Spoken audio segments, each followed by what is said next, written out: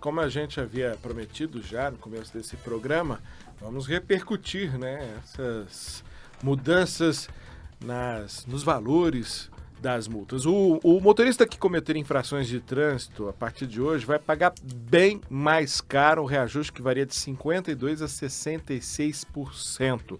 E a lei prevê um aumento geral no valor de todos os tipos de multas, foi sancionada em maio, começa a valer a partir de hoje, 1º de novembro, mas também promove um reescalonamento de algumas multas, não é, Elisabel? E duas modalidades de infração vão ter uma punição mais severa, Lincoln. Por exemplo, manusear celular enquanto dirige. Todo mundo faz isso, né? Estacionar em vaga destinada a idoso ou pessoa com deficiência. Nossa, já vi demais.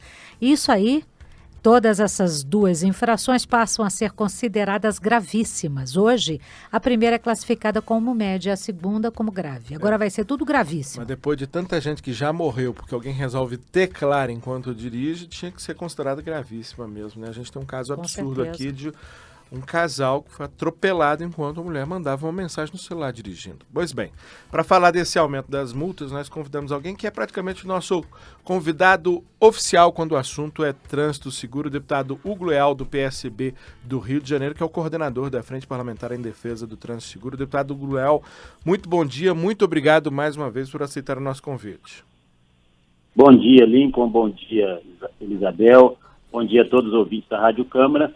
E eu acho que esse é um momento também importante. Agradeço as referências, mas sempre que a Rádio Câmara pode, faz uma cobertura isenta e importante para toda a população. Pois é. Olha, deputado Guléo, eu ia começar com uma pergunta mais genérica, mais ampla, falando das 250 mil vítimas de todos os anos aqui, 1.250.000 vítimas todos os anos do nosso trânsito, mas eu vou começar com uma pergunta bem mais simplória, que foi a pergunta que a Elisabel fez no meio do intervalo, quando a gente lia as manchetes. Quando eu tô no semáforo e pego o celular, eu levo multa? Leva, né? Sim. É trânsito. Trânsito, não importa. Você esteja parado, exatamente, você esteja parado no estacionamento, numa calçada, né? Você está parado com o veículo, estacionando, tudo bem. Agora, no semáforo, na sinaleira, no sinal, como queira chamar, é trânsito. Isso é trânsito, não pode. Também não pode, se o agente da autoridade estiver próximo, vai autuar. Vai autuar porque você está em trânsito. Até porque, no momento do sinal de trânsito, no semáforo, como queira, você tem que prestar atenção se está verde, amarelo, vermelho.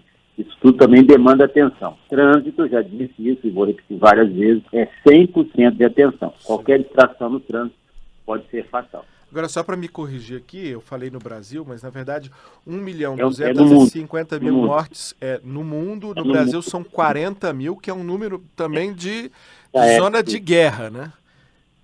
Que é 40 mil mortos no ano no Brasil. Nós tivemos as estatísticas fechadas no ano de 2015, né, com 42 mil, é um número estarrecedor, ainda muito alto, e nós temos em torno de 400 mil pessoas que ficam lesionadas, ou permanente, ou incapacitadas momentaneamente por trabalho. Então, nós temos um universo aí de 10 vezes mais, para as vítimas fatais, 10 vezes mais pessoas que ficam sequeladas, às vezes impedidas de uma semana, 15 dias e outras pela vida toda. Agora, o senhor acredita, deputado Hugo Leal, que o aumento no valor das multas que começam a vigorar a partir de hoje pode mudar esse retrato de violência no trânsito brasileiro? Elisabel, nós temos que fazer o seguinte esclarecimento, né? Primeiro que as pessoas agora vai aumentar, absurdo, aumentou 50%. Vamos aos fatos. Né? Primeiro que a Lei 13.281, que é a lei que nós estamos falando, que foi sancionada em maio, ela não modifica só o valor das multas, ela tem uma quase 20 modificações no Código, são modificações que também demandam uma questão administrativa, mas o que mais chama atenção, por óbvio, da população, é a circunstância das multas. Mas veja, nós estamos, prestem atenção, desde o ano de 2000, ou seja, 16 anos que as multas não têm nenhum tipo de reajuste. Isso foi uma luta durante muitos anos, o debate, porque elas eram registradas em UFIR, A UFIR foi extinta em 2000 e desde então não havia reajuste nas multas, nos valores. O que foi feito nessa lei agora? As multas sofreram um reajuste, aí nessa faixa de 50% a 60%, muito menor que dos últimos 16 anos, se você for ver da inflação, ou do IPCA que seja, e para corrigir isso, para encerrar essas circunstâncias, esses valores anualmente sofrerão um reajuste do IPCA, do índice do IPCA, que é o índice considerado pelo governo. Então, vamos deixar claro que não foi assim, agora resolvemos passar de 191 para 293, um reajuste absurdo, fora da inflação. Vamos lembrar desde quando essas multas estão congeladas, estão sendo reajuste. Então, isso é importante registrar para que as pessoas não achem que, apesar do valor ter significado, o valor ter sido significativo, a alteração, mas nós estamos lembrando dessa circunstância, que sempre foi uma dificuldade na casa e, óbvio, no Congresso, você fazer qualquer tipo de atualização, porque sempre há resistência, as pessoas ficam pensando que a gente só quer fazer o nível da arrecadação com a multa. Não é essa a realidade. A realidade, eu digo, que é a atualização. E agora nós vamos ter aí, a partir da Lei 3.281, essa regularidade, pronto. Aí nós vamos poder atualizar, poder fazer uma atuação que seja justa. A inflação, eu tenho sempre o cuidado de dizer que não é para arrecadar. Se for nesse intuito, eu prefiro não investir de arrecadação. Mas, deputado Hugo Leal, para onde vai o dinheiro das multas? O que é feito dele? Pois é, então, o que é importante, outra circunstância também que foi colocado na lei, é que existe no próprio Código, no artigo 320, o que deve ser feito com o recurso da arrecadação. Isso talvez seja o mais importante. E colocar esse recurso para a questão do trânsito, né? Educação, né? Educação, não, mas não só educação, você tem que fazer sinalização, engenharia de tráfego, de campo, policiamento, fiscalização e educação no trânsito. O que significa isso? E a gente tem feito esse debate intensamente para que esses recursos que são arrecadados com as multas, eles sejam direcionados onde ocorrem os acidentes. Ora, mas isso acontece hoje, deputado? Esse dinheiro é direcionado? Acontece na perspectiva do gestor público quando ele tem consciência, quando ele vai, apesar de ter previsão legal, não tem nenhuma outra punição se você não ao arrecadar esse recurso, aplicar nessa modalidade. Eu vou dar um exemplo para vocês aí, para o nosso ouvinte. Existe já desde 2011 uma cartilha mesmo ensinando como tem que ser a aplicação, uma cartilha de aplicação de recursos arrecadados de multas no trânsito, que tem por base uma portaria de 2011 do Denatran. Então, desde 2011, portaria 407 de 2011, explica como devem ser aplicados os recursos arrecadados com multa de trânsito. Ali tem todos os itens que podem ser aplicados e considerados dentro daquela linha do artigo 320, que é sinalização, engenharia de tráfego de campo, policiamento, fiscalização e educação. Ou seja, existe uma regra, já existe a regra legal, existe a regra infralegal, que é a portaria 407 do Denatran. Acontece que há uma resistência. O que às vezes o prefeito, principalmente nos municípios, agora elegeram novos prefeitos, ele tem que ter consciência, aquele recurso não é para fazer superávit de caixa, não é para poder só aumentar a arrecadação. Ele tem uma destinação certa. O que nós estamos fazendo agora, teve resistência na modificação na Lei 3.281, era fazer a punição do agente público que não fizesse esse tipo de arrecadação. A punição, inclusive, como característica de improbidade administrativa. Ora, se esse recurso é arrecadado com fim específico de uma infração de trânsito que atua, que é uma questão lógica, ele tem que ser aplicado, no mínimo, dando melhores condições das rodovias, das vias, da sinalização e, obviamente, preparando as pessoas, inclusive nas escolas também, para essa concentração. Eu acho que isso, aí sim nós vamos começar a ter alguns resultados práticos e positivos na redução. Agora, a gente vê aqui que nessa lei que o senhor citou, a punição aumentou para os motoristas que dirigirem depois de beber e que se recusarem a fazer o teste do bafômetro, né? Muita gente faz isso. A multa passa de R$ 1.915 para R$ 2.934. E o motorista tem ainda a habilitação suspensa por 12 meses. Na sua avaliação, esse reajuste, tanto esse aumento, né, quanto a retirada da carteira do motorista, ele vai aí pensar 2 vezes antes de sair dirigindo depois de consumir bebida alcoólica? Isso eu falo o seguinte, a lei seca é de 2008.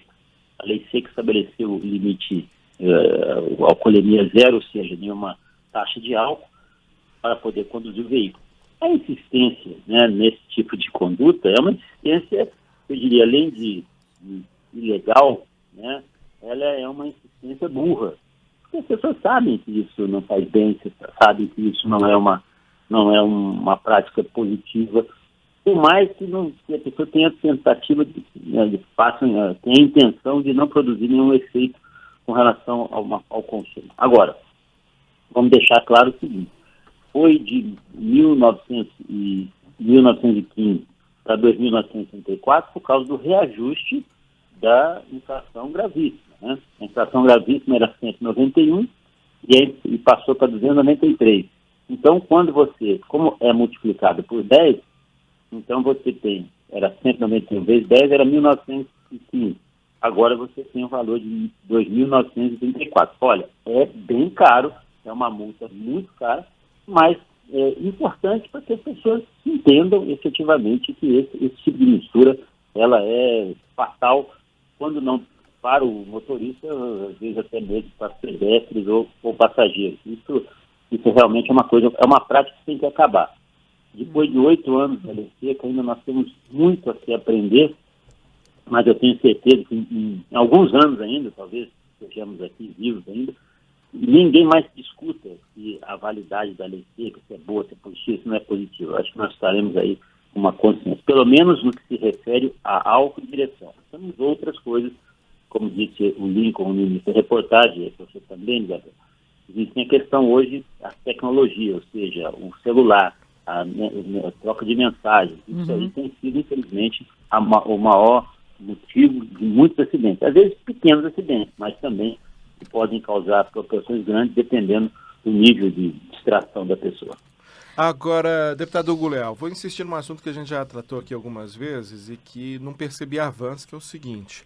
É bom aumentar, né, os valores, eu acredito que é uma política acertada, mas me parece que na fiscalização a gente ainda tem muita deficiência, parece que há um empenho maior em fiscalizar, de fato, aquelas multas que são mais recorrentes, que a gente vê proliferação de pardal. Não estou dizendo que o pardal está errado, mas eu estou dizendo que parece às vezes que a ideia é direcionar para onde você colhe mais e falta de uma... E velocidade mata, a gente tem que ter consciência que velocidade mata, mas tem outras coisas que também matam muito, a desatenção, por exemplo, por estar com o celular mata muito, gera muitos riscos, e a gente vê pouca fiscalização, e quando eu estou falando de fiscalização, não estou falando só de multar, blitz, não. Né? Blitz não estou falando também. só de blitz, não, estou falando o seguinte, eu conheço, e aposto que todo mundo conhece, gente que já extrapolou há muito tempo os 21 pontos anuais. E eu não conheço ninguém que tenha perdido a carteira por isso.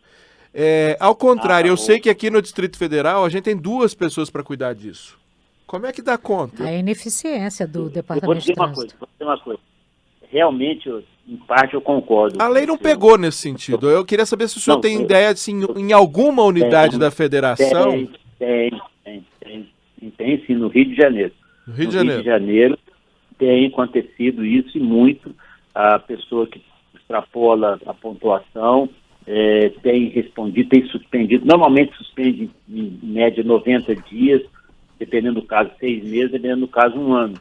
Agora, por exemplo, nós estamos na execução, e eu acompanhei isso junto com a diretora de habilitação do meu estado, o estado do Rio de Janeiro, a Janete Blois, e temos visto um número crescente de pessoas que têm habilitação suspensa por esse período. Eu mesmo recentemente tive essa discussão lá no Detran, dessa perspectiva. Tanto que lá no Rio, por exemplo, quando você entra nesse estágio de suspensão da carteira, você tem que fazer um curso de reciclagem. Sim. Antigamente só era possível fazer no Centro de Formação de Condutores, ou seja, nas autoescolas. Uhum. Hoje você pode fazer essa reciclagem em sistemas online, ou seja, por educação à distância. Uhum. Então facilitou bastante. Sim. E muitas, eu posso dizer para você, muitas pessoas têm feito, sim, feito prova, tem que fazer prova novamente, tem que passar por todo um sistema, e tem acontecido. Lá no Rio, para a questão da lei seca, por exemplo, nós tivemos recente lá quase 25 mil pessoas com carteira suspensa por mais de um ano, porque a lei diz assim, um ano, sem poder dirigir, suspensas por esse caso, e outros de pontuação. Por óbvio, eu até concordo com vocês, em alguns estados da federação, esse sistema, o cruzamento dessas informações ainda está muito aquém. Agora, realmente, se você não colocar efetividade nessa questão da pontuação e suspender a habilitação dessas pessoas, realmente aí não surte efeito, e a impunidade nesse caso é o maior incentivo que as pessoas continuem praticando as infrações, cometendo as infrações sem nenhum tipo de resposta.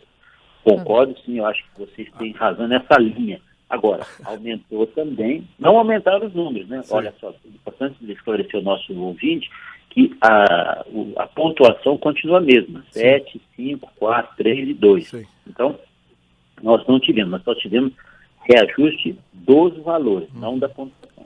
Agora, o Rio de Janeiro, me corrija se eu estiver errado, o senhor conhece muito melhor essa realidade do que eu. O Rio de Janeiro me parece ser hoje um ponto fora da curva. Talvez pelo fato de o senhor ter sido diretor do Detran lá, que o negócio andou um pouco mais. Agora, no restante do país, não é o que parece. Me corrija, repito, se eu estiver errado. Não, eu não posso ser injusto com outros estados também que têm feito esse esforço. E, por exemplo, o caso do Rio Grande do Sul também tem atuado com bastante eficiência e eficácia nesse caso. Não conheço, confesso, Lincoln, não conheço o caso específico de Brasília. Assim, como Brasília, eu posso dizer, de cadeira, viu? Ele é muito eficiente, o Detran nosso, para multar, mas ele não tem a mesma eficiência para prestar um serviço de qualidade. Muito ruim o serviço do Detran Brasília. Eu ainda não fui usuário do Detran de Brasília, apesar de conhecer só está com sorte. Alguns dirigentes.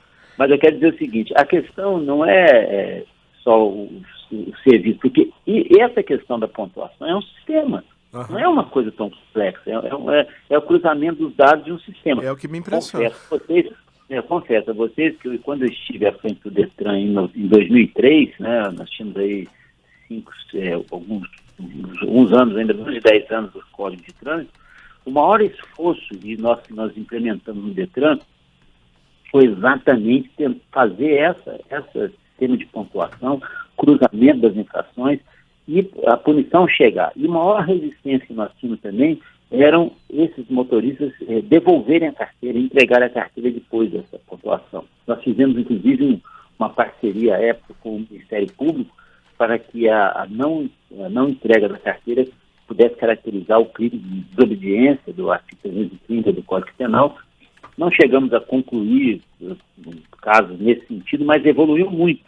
Isso desde 2003, eu estou dizendo quando eu fui presidente do Detran. E, para minha alegria, né, uma das pessoas que atuou nesse sistema, que foi a principal balizadora, também é uma educadora de trânsito, apesar de ser arquiteta de profissão, ela, desde então, quando eu a chamei para o Detran, hoje ela é diretora de habilitação, então ela já está lá no Detran há mais de 10 anos, vamos colocando de 2003 para cá, são 13 anos, e é uma pessoa que, a Janete Blois, que conhece dessa realidade e conseguiu aprofundar. Então eu digo que um pouco na administração pública, você tem que ter um pouco da continuidade, né, para que essas circunstâncias possam chegar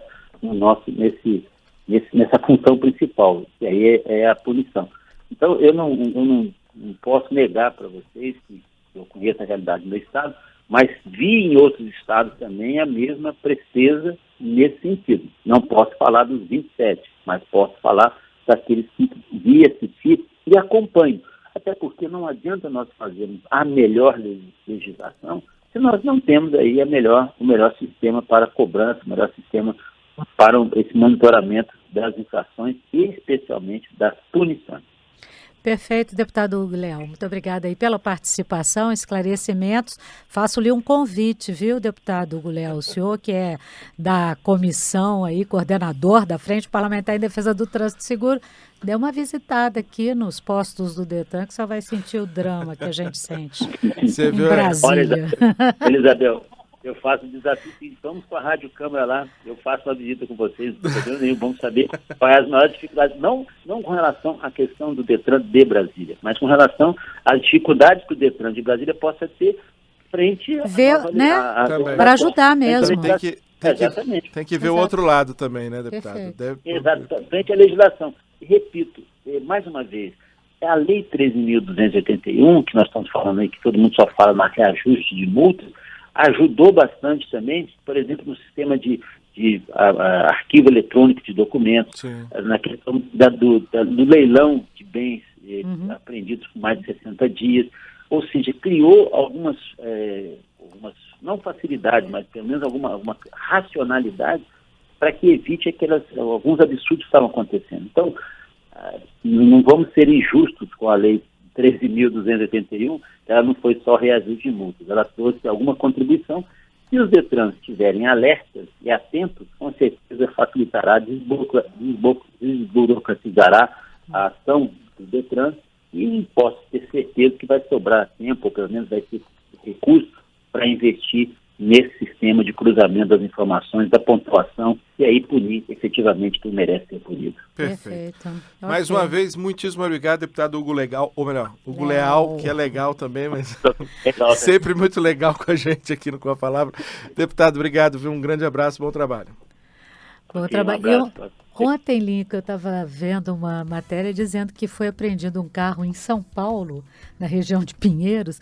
Ele tinha 2 milhões de reais em multas não pagas e 17 mil reais de PVA em atraso. Você acredita nisso? Que carro que era esse? Aí eu não conheço muito de carro, né? Era um carro branco, bonitão, assim. O motorista estava em alta velocidade, ele estava na Marginal Pinheiros e a polícia parou. E aí, quando foi ver o documento e checar as informações, eles verificaram. O carro é de uma empresa têxtil. 2 milhões em multa. Esses dias pegaram alguém aqui em Brasília também, nas mesmas condições, os agentes do Detran perguntaram para ele mesmo, meu amigo, você não tem medo de perder a habilitação, né? O cara falou, não, eu não tenho habilitação.